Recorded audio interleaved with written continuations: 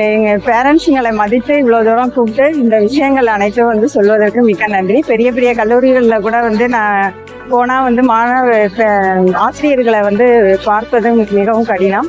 ஆனால் இங்கே வந்து பேரண்ட்ஸுங்களுக்கு இவ்வளோ தூரம் மதிப்பு கொடுக்கும். ஒவ்வொரு ஆசிரியர்களும் வந்து மிகவும் எளிமையான முறையில் அவர்களை சந்திக்கிறதுக்கான வாய்ப்புகளை கொடுத்த இந்த கல்லூரிகளுக்கும் முதல் வணக்கம்.